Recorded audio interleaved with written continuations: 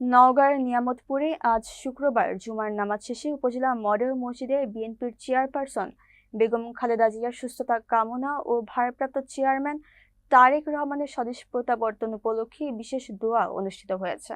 ত্রয়োদশ জাতীয় সংসদ নির্বাচনে নওগাঁ ১ আসনে বিএনপির মনোনীত প্রার্থী ও উপজেলা বিএনপির সাধারণ সম্পাদক মোস্তাফিজুর রহমানের নেতৃত্বে আয়োজিত এই কর্মসূচিতে উপজেলা ও অঙ্গ সংগঠনের নেতাকর্মীরা অংশ নেন। মোস্তাফিজুর রহমান বলেন, খালেদা জিয়া গণতন্ত্র সংগ্রামের প্রতীক। তার দ্রুত আরোগ্য ও দেশের কল্যাণে আল্লাহর রহমত কামনা করছি।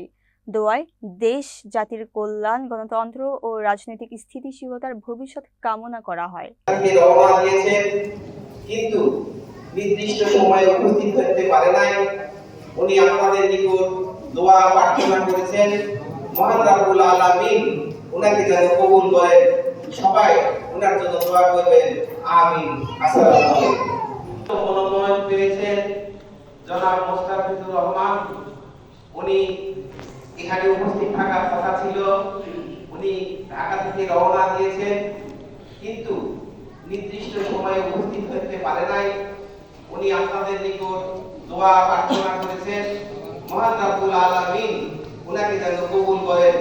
সবাই উনার জন্য দোয়া করবেন, আমিন। আসসালামু আলাইকুম। ঈমান নিয়ে কবরে যাওয়ার তৌফিক দান করেন। আল্লাহ দুনিয়া বিমুখ হওয়ার তৌফিক দান করেন।